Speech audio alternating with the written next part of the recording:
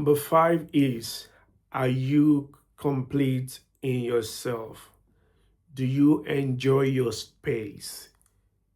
What I mean by are you complete in yourself is that, are you looking to get married because you are bored, or because you're lonely, or because you don't like to be alone?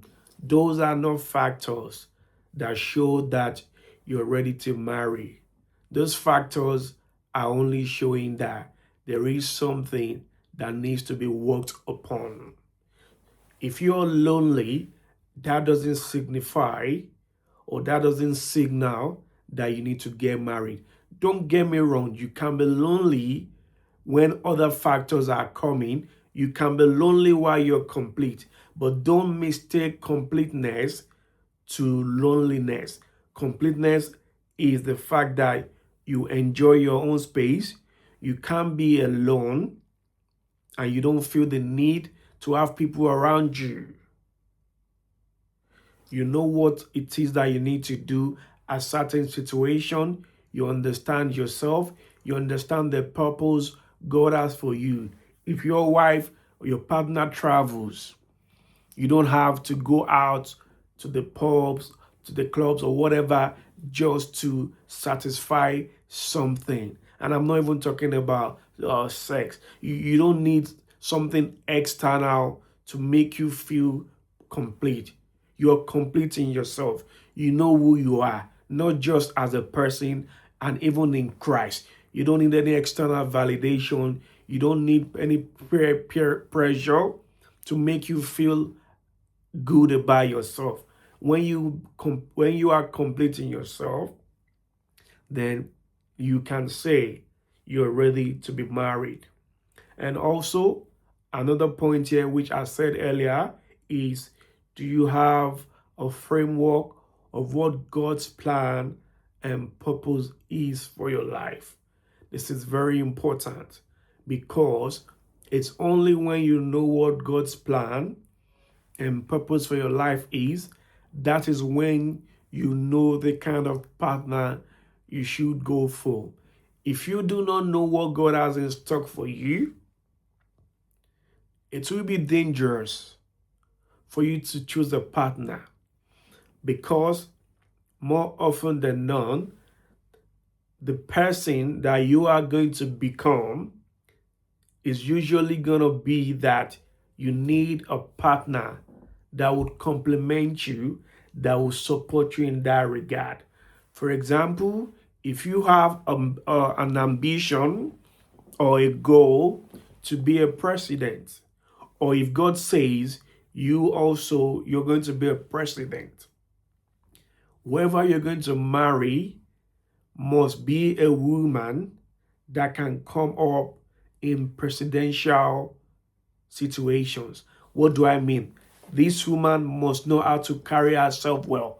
While she is also in process, there are some fundamentals that she needs to have. You can't say you are into politics, or you want to go into politics because God has decided that that's what He wants you to go into, and you want to marry a lady, a woman that says, oh, she wants to be in the movie industry, or she wants to be in the fashion industry. I'm not saying that is wrong. I'm just saying, for you that want to go into politics, you need a woman that would complement your ambition, your goals, or the passion, purpose that God has given to you. And there are situations whereby maybe a president can have a wife that is into fashion, or that is in the movie industry. That is fine. But I'm just saying, for you, if you know God's plan and purpose for your life, make sure that whoever is going to be your partner has that understanding of what you're going to be, and that person can complement you. Your energy aligns, your goal aligns. If you have somebody that wants to travel around the world, which is a very good thing, but you say, oh, I'm not planning to travel, I just want to be in this country, then there will be complications, Because when you've got children and you're out in the business and your partner also is traveling around the world, there will be issues, there will be complications down the line. So therefore, you need to understand what God's plan and purpose is for yourself, because that would determine the kind of woman or partner you can get married to. Another key figure or point is that you should be a person that can be corrected. Because your wife is not perfect and you also are not perfect, and you're bringing another human being into your life, because you're not supposed to be controlling another human being all the time, 100%. God has not given anyone that authority over the other person. A man and woman are supposed to complement each other, discuss together, and the man will make the decision. However, like I said earlier, you need to be able to be corrected. When you make a mistake, when you do something that is wrong, and your wife, with wisdom and knowledge, corrects you in a good way, you should not have ego that prevents you from taking correction. I understand that men, it might take us several periods for us to heed to the correction, but at least be somebody that you can be corrected. Another word for that is to be meek. Meekness. Meekness. Be able to be adaptable. If somebody corrects you, it's good to listen to them. The reason is because your partner is seeing something most time that you don't see.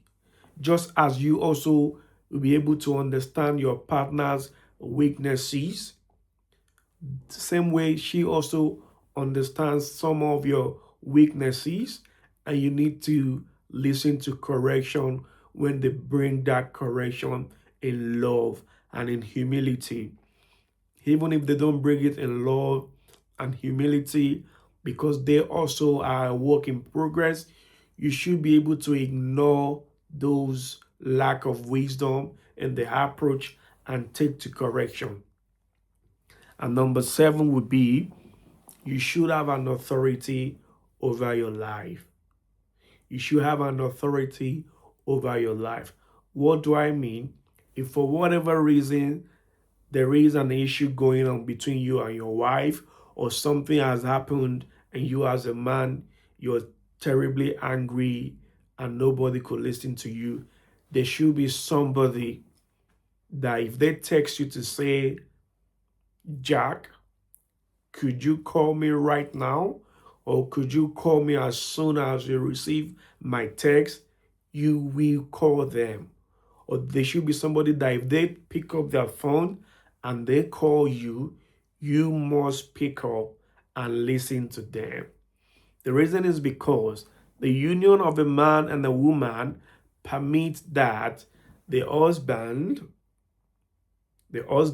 is an authority over the wife.